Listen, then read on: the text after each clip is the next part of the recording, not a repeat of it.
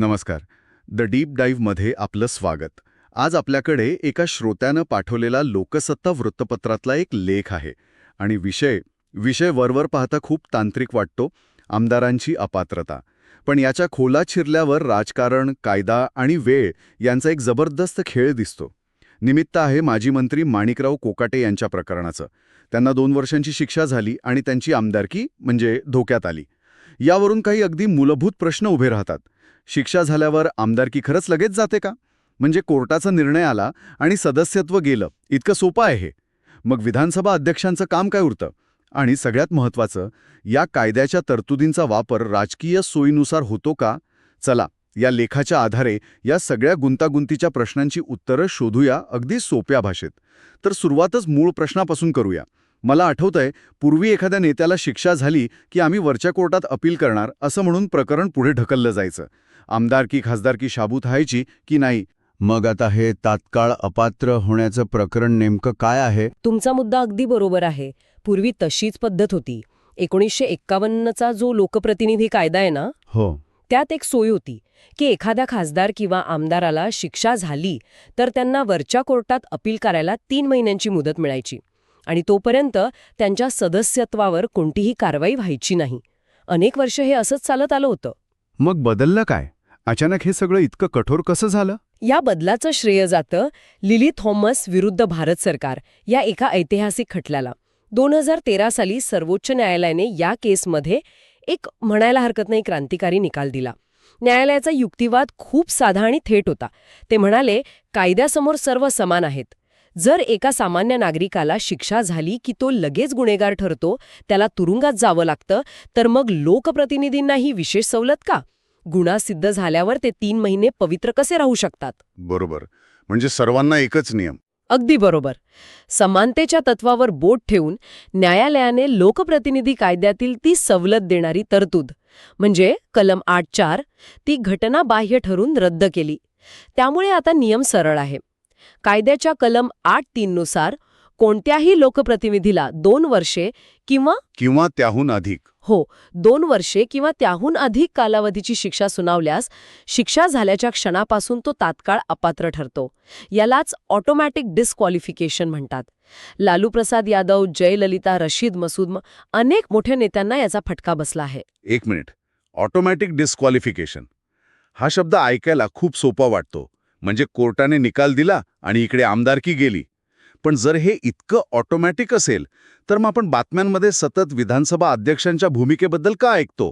जर सगळं आपोआप घडत असेल तर अध्यक्षांचं काम फक्त एक पत्र पाठवण्यापुरतं आहे का? की यात काहीतरी वेगळाच अँगल आहे? तुम्ही बरोबर त्या जागेवर बोट ठेवलंय जिथे कायद्याचं रूपांतर राजकारणात होतं. कायद्यानुसार अपात्रता ही ऑटोमॅटिक असते हे खरं आहे, पण ती प्रत्यक्षात आणण्यासाठी एक प्रक्रिया आहे आणि त्या प्रक्रियेचं नियंत्रण असतं विधानसभा किंवा लोकसभा अध्यक्षांच्या हातात. प्रक्रिया म्हणजे नेमकं काय? बघा, आमदार अपात्र झालाय हे कायद्याने ठरवलं, पण ती जागा रिक्त झाली आहे हे अधिकृतपणे जाहीर करावं लागतं. हे जाहीर करण्याचं काम विधिमंडळ सचिवालय करतं. ते एक अधिसूचना म्हणजे नोटिफिकेशन काढतात, जी राजपत्रात म्हणजे गॅझेटमध्ये प्रसिद्ध होते आणि ही अधिसूचना काढण्याचे निर्देश अध्यक्ष देतात. जोपर्यंत ही अधिसूचना निघत नाही तोपर्यंत निवडणूक आयोग त्या जागेवर पोटनिवडणूक जाहीर करू शकत नाही. अच्छा. म्हणजे कायद्याने आमदार अपात्र झालाय, पण कागदोपत्री त्याची जागा रिकामी झालेली नाहीये. अच्छा. म्हणजे खरा पॉज बटन तो अध्यक्षांच्या हातात आहे. लेखात राहुल गांधींच्या प्रकरणाचा उल्लेख आहे. त्यांच्या अधिसूचनेत असा कोणता शब्द होता ज्यामुळे ही प्रक्रिया अधिक स्पष्ट होते? त्यांच्या अधिसूचनेतली शब्दरचना खूप महत्वाची आहे. ती वाचल्यावर अध्यक्षांची भूमिका किती तांत्रिक असायला हवी हे कळतं.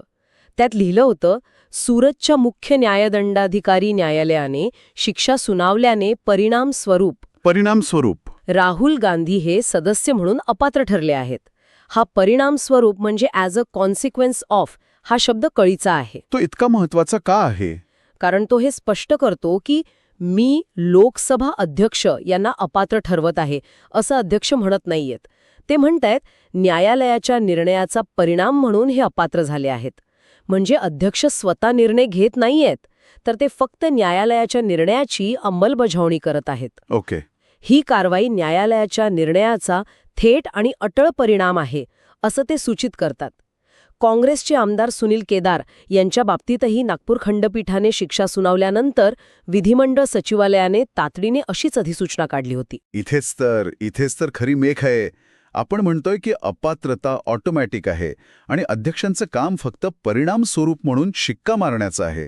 पण हे शिक्का मारण्याचं काम जर त्यांच्याच हातात असेल तर मग ते शाही संपेपर्यंत थांबू शकतात की? म्हणजे राजकीय सोयीनुसार अधिसूचना काढायला उशीर केला जाऊ शकतो का? हे प्रत्यक्षात घडतं. नक्कीच घडतं आणि लेखात याच दुटप्पीपणावर प्रकाश टाकला आहे. कायद्याची अंमलबजावणी आणि राजकीय वास्तव यातला संघर्ष इथेच स्पष्ट दिसतो. जेव्हा सत्ताधारी पक्षाच्या आमदाराला अपात्र ठरवण्याची वेळ येते तेव्हा अनेकदा त्याला वरच्या न्यायालयात जाऊन स्थगिती म्हणजे स्टे मिळवण्यासाठी वेळ मिळावा म्हणून अधिसूचना काढायला मुद्दाम उशीर केला जातो. ही एक प्रकारची राजकीय सोयच असते. याचं एखादं ठोस उदाहरण आहे लेखात? उत्तर प्रदेशमधलं एक बोलकं उदाहरण लेखात दिलं आहे. तिथे सत्ताधारी भाजपच्या 2 आमदारांना विक्रम सैनी आणि खब्बू तिवारी यांना वेगवेगळ्या प्रकरणांमध्ये 2 वर्षांपेक्षा जास्त शिक्षा झाली. पण त्यांच्या अपात्रतेची अधिसूचना काढायला अनेक महिने लागले. याउलट समाजवादी पार्टीचे आमदार आझम खान यांना शिक्षा होताच त्यांची अधिसूचना 24 तासांच्या आत जारी करण्यात आली. अरे वा, म्हणजे सत्ताधारी पक्षासाठी वेगळा नियम आणि विरोधकांसाठी वेगळा. कायद्याच्या भाषेत नाही पण अंमलबजावणीच्या वेळेत हा फरक स्पष्ट दिसतो. राहुल गांधी आणि सुनील केदार यांच्या प्रकरणातही अधिसूचना ज्या वेगाने काढण्यात आली तो वेग पाहता हा विरोधाभास अधिकच ठळक होतो. यावरून हेच सिद्ध होतं की अध्यक्षांची भूमिका केवळ तांत्रिक नाही तर ती किती निर्णायक आणि राजकीयदृष्ट्या संवेदनशील असू शकते. ते कायद्याचे अंमलदार आहेत पण ते एका राजकीय पक्षाचे सदस्यही असतात हे विसरून चालत नाही. ठीक आहे. म्हणजे एकदा का अधिसूचना निघाली की सदस्यत्व गेलं. पण आता आपण माणिकराव कोकाटे यांच्या प्रकरणाकडे येऊ. त्यांच्या बाबतीत उच्च न्यायालयाने त्यांच्या 2 वर्षांच्या शिक्षेला स्थगिती दिली आहे. मग आता त्यांची आमदारकी वाचायला हवी ना? तरी ते अपात्र कसे? हे थोडं विचित्र नाही का? न्यायालय म्हणताय की तुम्हाला तुरुंगात यायची गरज नाही पण तुम्ही आमदार म्हणून कामही करू शकत नाही. म्हणजे तुम्ही गुन्हेगार आहात पण कैदी नाही. हे काय गोडबंगाल आहे? कायद्यातला एक अतिशय सूक्ष्म पण सगळ्यात महत्वाचा मुद्दा आहे आणि सामान्य माणसाचा इथेच गोंधळतो. कायद्यात 2 वेगवेगळ्या गोष्टी आहेत. एक आहे शिक्षेला स्थगिती म्हणजे स्टे ऑन सेंटेन्स आणि दुसरी आहे दोषसिद्धीला स्थगिती म्हणजे स्टे ऑन कन्व्हिक्शन. यातला फरक सोप्या भाषेत सांगता येईल का? नक्कीच. समजा वाहतुकीचे नियम मोडल्याबद्दल कोर्टाने तुम्हाला 1000 रुपये दंड ठोठावला. तुम्ही वरच्या कोर्टात अपील केलं आणि त्यांनी तुमच्या दंडाला स्थगिती दिली. याचा अर्थ तुम्हाला तुर्तास 1000 रुपये भरावे लागणार नाहीत. ही झाली शिक्षेला स्थगिती. पण तुमच्या लायसन्सवर नियम मोडलाय असा जो शिक्का बसलाय तो तसाच आहे. तुम्ही दोषी आहात हे कोर्टाने मान्य केलंय. ओके. आता दोषसिद्धीला स्थगिती म्हणजे काय? तर वरचं कोर्ट म्हणतं की थांबा, या व्यक्तीने खरंच नियम मोडला होता की नाही हेच मुळात तपासावं लागेल. तोपर्यंत त्याला दोषी मानू नका. म्हणजे तुमच्या लायसन्सवरचा तो शिक्काच तात्पुरता पुसून टाकला जातो. माणिकराव कोकाटे यांच्या बाबतीत उच्च न्यायालयाने त्यांच्या 2 वर्षांच्या शिक्षेला स्थगिती दिली आहे. म्हणजे त्यांना तुरुंगात जाण्यापासून तात्पुरता दिलासा मिळालाय. पण ते दोषी आहेत हा खालच्या कोर्टाचा मूळ निर्णय कायम आहे. त्याला स्थगिती मिळालेली नाही. आणि लोकप्रतिनिधी कायदा काय म्हणतो? अपात्रता कशामुळे होते? शिक्षेमुळे की दोषी ठरल्यामुळे? नेमका हाच कळीचा मुद्दा आहे. लोकप्रतिनिधी कायद्यानुसार अपात्रता ही शिक्षा किती झाली यामुळे नाही तर दोषी म्हणजे कन्व्हिक्ट ठरल्यामुळे येते. त्यामुळे आमदारकी किंवा खासदारकी वाचवायची असेल तर केवळ शिक्षेला स्थगिती मिळून काही उपयोग होत नाही. त्या व्यक्तीला दोषी ठरवण्याच्या निर्णयाला म्हणजे दोष सिद्धीला म्हणजे कन्व्हिक्शनला स्थगिती मिळवणं अत्यंत आवश्यक आहे. जोपर्यंत दोषी हा शिक्का कपाळावर आहे तोपर्यंत अपात्रता कायम राहते. वा, म्हणजे खरी लढाई शिक्षेची नाही तर दोषी या शिक्क्याची आहे. असं काही उदाहरण आहे का जिथे दोषसिद्धीला स्थगिती मिळाल्यानंतर सदस्यत्व परत मिळालं? मला वाटतं राहुल गांधींच्या बाबतीत असंच काहीतरी झालं होतं. अगदी बरोबर. लेखात याची 2 उत्तम उदाहरणं दिली आहेत जी हा मुद्दा एकदम स्पष्ट करतात. पहिलं आणि सर्वात प्रसिद्ध उदाहरण म्हणजे राहुल गांधी यांचंच. मोदी आडनावावरून केलेल्या वक्तव्याबद्दल सुरतच्या न्यायालयाने त्यांना दोषी ठरवून 2 वर्षांची शिक्षा सुनावली. लोकसभा सचिवालयाने तात्काळ अधिसूचना काढून त्यांची खासदारकी रद्द केली. हो, ते अनेक महिने संसदेबाहेर होते. बरोबर. पण शेवटी सर्वोच्च न्यायालयाने त्यांच्या दोषसिद्धीला स्थगिती दिली आणि ज्या क्षणी दोषसिद्धीला स्थगिती मिळाली त्याच क्षणी त्यांची अपात्रता रद्द झाली आणि त्यांना खासदारकी परत मिळाली. आणि दुसरं उदाहरण? दुसरं उदाहरण तर आणखी नाट्यमय आहे. लक्षद्वीपचे राष्ट्रवादी काँग्रेसचे खासदार मोहम्मद फैजल यांचं. त्यांना हत्येच्या प्रयत्नाच्या एका प्रकरणात 10 वर्षांची शिक्षा झाली होती. त्यांची खासदारकी तर गेलीच, पण निवडणूक आयोगाने त्यांच्या जागेवर पोटनिवडणूकही जाहीर करून टाकली. सगळी तयारी झाली होती. अरे बापरे. पण दरम्यान केरळ उच्च न्यायालयाने त्यांच्या दोषसिद्धीला स्थगिती दिली. परिणाम काय झाला? निवडणूक आयोगाला ती जाहीर केलेली पोटनिवडणूक अक्षरशः रद्द करावी लागली. ह्या दोन्ही उदाहरणांवरून एकच गोष्ट सिद्ध होते माणिकराव कोकाटे यांना, जर आमदारकी वाचवायची असेल तर त्यांना सर्वोच्च न्यायालयातून आपल्या दोषसिद्धीला स्थगिती मिळवावी लागेल. तोपर्यंत ते अपात्रच राहतील. वाह. म्हणजे या सगळ्या चर्चेतून 3 अनपेक्षित गोष्टी समोर येतात. पहिली, आमदारकी जाणं हे आता सेकंदाचं काम आहे. लिली थॉमस निकालानंतर कायद्याच्या नजरेत तिथे विचार करायला वेळच नाही.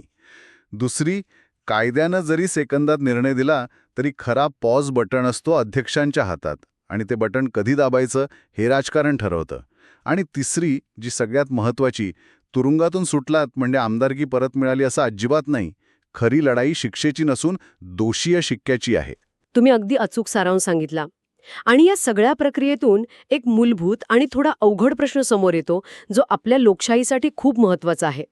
एका बाजूला राजकारणात स्वच्छ चारित्र्याचे लोक असावेत, गुन्हेगारी पार्श्वभूमीच्या लोकांना सत्तेपासून दूर ठेवावं, यासाठी हा तात्काळ अपात्रतेचा कायदा अत्यंत आवश्यक आहे. लिली थॉमस खटल्याचा निकाल याच उदात्त भावनेतून आला होता.